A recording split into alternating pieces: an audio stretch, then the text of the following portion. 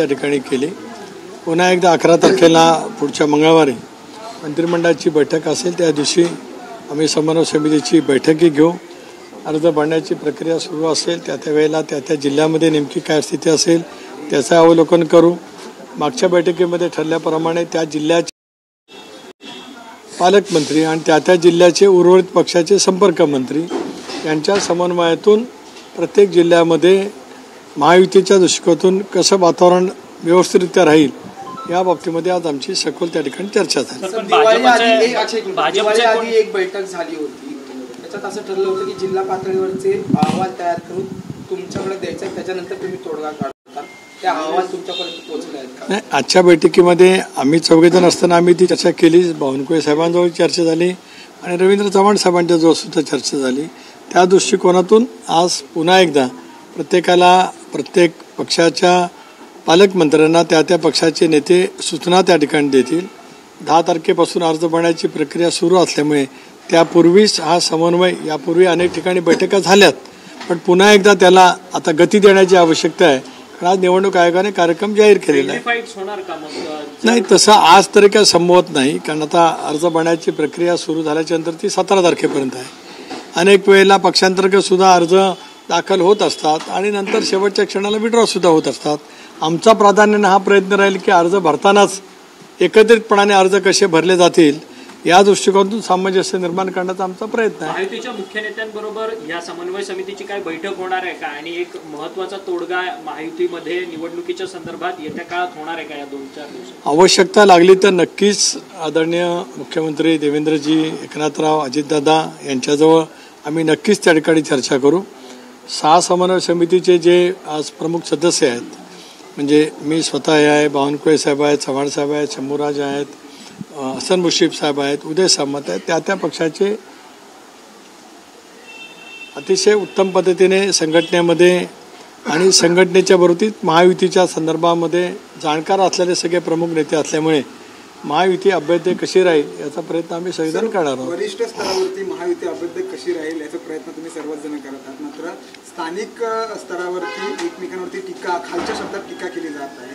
तुमच्यावर देखील, विशेषतः रायगड, तुमच्यावर देखील टीका केली गेलेली आहे आणि ती खालच्या शब्दात केली गेलेली आहे। माझ्याबद्दल खालच्या शब्दात टीका टिप्पणी गेले काही महिने होते आहे, पण मी अतिशय शांतपणाने ती स्वीकारलेली आहे, कारण मी प्रदेशाध्यक्ष आहे।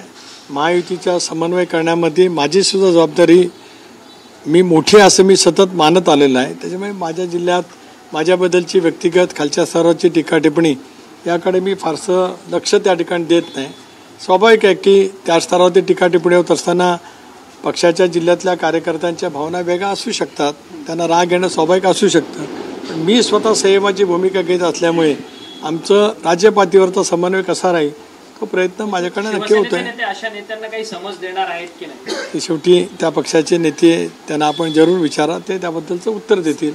राष्ट्रवादी काँग्रेस पक्ष म्हणून मी सातत्याने राज्यभर, माझ्या जिल्हापुरता सीमित नव्हे, राज्यभर राष्ट्रवादी काँग्रेस पक्षाच्या नेत्यांनी, प्रवक्त्यांनी महायुतीमध्ये कुठेही दुरावा निर्माण होईल अशी वक्तव्य करू नयेत, अशी सक्त ताकीद, सक्त समज मी माझ्या पक्षाच्या प्रमुखांना निश्चितपणे दिलेली आहे। अनेक नेत्यांकडनं स्वबळाची भाषा बोलली जाते, सातत्यानं प्रत्येक जिल्ह्यामध्ये स्थानिक स्वराज्य संस्था स्वबळावरती लढल्या जाणार भाजपकडनं म्हटलं जातं। अशातच तुमची आणि राष्ट्रवादी काँग्रेस आणि शिवसेनेची यामध्ये गोची होणार नाही का? एक असं आहे की प्रत्येक राजकीय पक्ष ज्या ठिकाणी थोडासा प्रबळ असतो तिथं तशी भावना प्रत्येकजण व्यक्त करत असतात।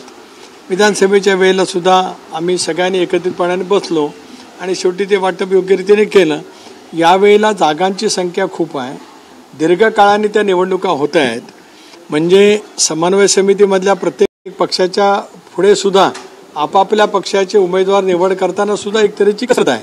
त्यामुळे ते सगळे प्रत्येक पक्षाचे नेते हे समजदार आहेत, समन्वय करण्यामध्ये माहीर आहेत, आपल्या पक्षांतील कार्यकर्त्यांची सुद्धा समजूत घालतील आणि समन्वय कसा राखला जाईल याचाही प्रयत्न होईल। सर, निवडणूक आयोगाने आज पत्रकार परिषद घेतली आणि दुबार मतदारांचं जे मुद्दा आहे त्याच्यावर म्हटलं की स्टार मार्क करून, आणि त्याच्यावर आता विरोधक म्हणतात, विशेषतः काँग्रेसचे सतेज पाटील, विश्वजित कदम म्हणतात, जर स्टार मार्क केला आणि त्या लोकांना पकडू लागले तर मतदानाच्या दिवशी तिथेच भांडणं जे ती होऊ शकतील, वाद घालणार ही सगळी प्रक्रिया आहे। असं आहे की निवडणूक आयोगाने हे जाहीर केले, स्वायत्तता निवडणूक आयोगाला असल्यामुळे त्यांनी जे जाहीर केले त्याच्याबद्दल प्रत्येकाला आपापली टिप्पणी करण्याचा अधिकार आहे, पण त्याच्यातली अधिक स्पष्टता मतदानाच्या पूर्वी किंवा लगेचच निवडणूक आयोगाकडनं अपेक्षित नक्की राहील.